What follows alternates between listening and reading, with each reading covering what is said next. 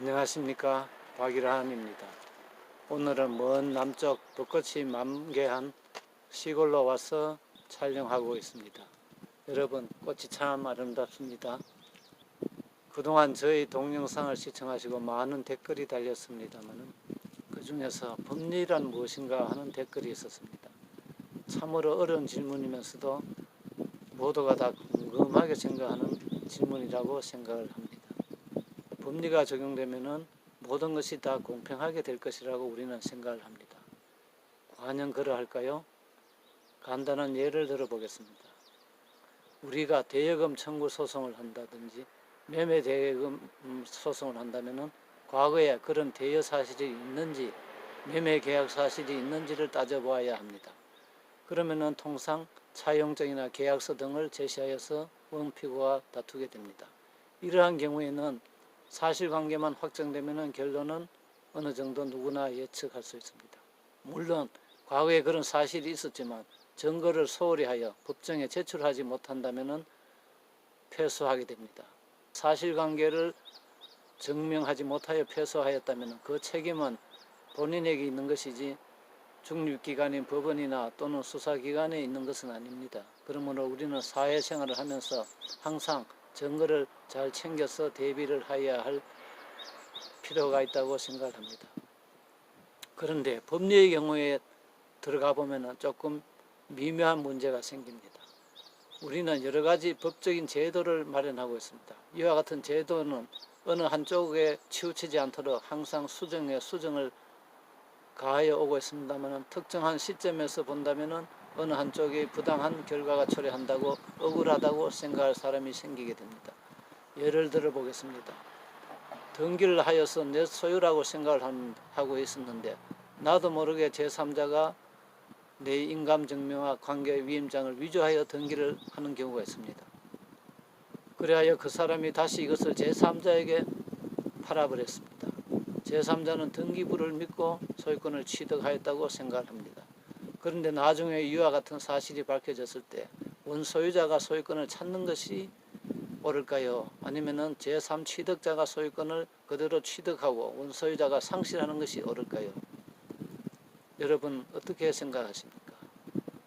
또 경우를 바꾸어 사기를 당하여 소유권을 넘겨주었다든지 또는 매매 계약을 하고 넘겨줬는데 다른 사정이 생겨서 매매 계약을 해제하였는데 등기를 아직까지 찾아오지 않고 있는 사이에 제3자가 그 등기를 믿고 취득을 하였다면 이런 경우에는 원소유자가 보호를 되어야 할까요? 앞의 경우와는 조금 다르다고도 생각할 수 있습니다. 현행 우리 법제를 보면은 전자의 경우, 즉 위조 서류에 의하여 소유권 등기를 상실한 사람은 그 뒤에 누가 소유권을 취득하였든지 찾아올 수 있습니다.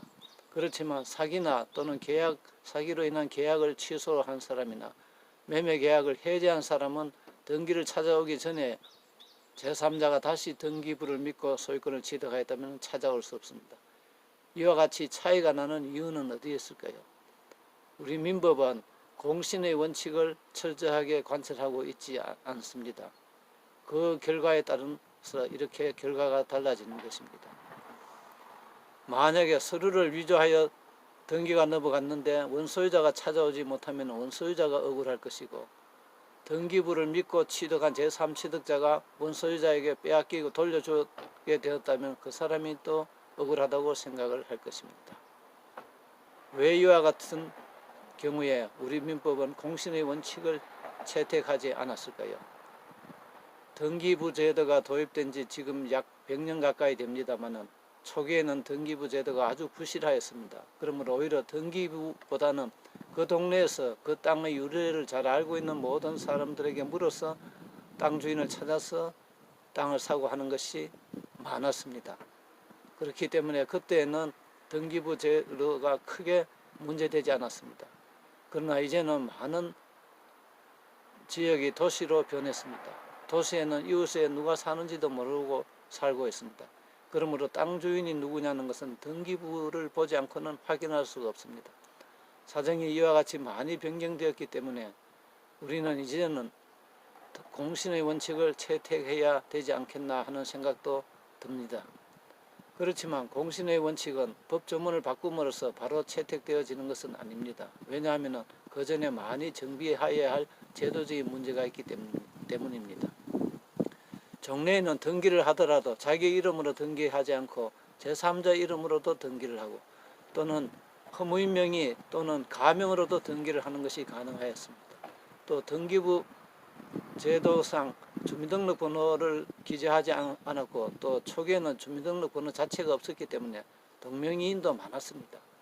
이에 따라서 등기부 제도 자체를 믿을 수가 없는 많은 어려움이 있었습니다만 이제는 이와 같은 것이 다 정비되고 부동산 등기 실명에 관한 법률까지 제정되어서 등기부는 거의 정확하게 기재되고 있다고 봐야 할 것입니다.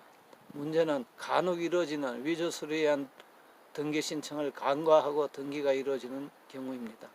물론 이와 같은 것도 등기 절차를 좀 더 정비하여 공정제도 등을 도입함으로써 훨씬 더 위험을 줄일 수가 있을 것입니다. 다음으로 만약의 경우에 일어나는 이와 같은 불실의 등기에 대비하기 위해서는 등기 시 일정한 금액의 보험금을 받음으로써 억울한 희생자가 나오는 경우에 피해를 보상해주는 제도도 마련할 필요가 있다고 생각합니다. 이와 같이 우리는 하나의 제도를 정비하기 위해서는 많은 절차와 시간과 노력이 필요하다는 것도 기억해야 할 것 같습니다. 감사합니다.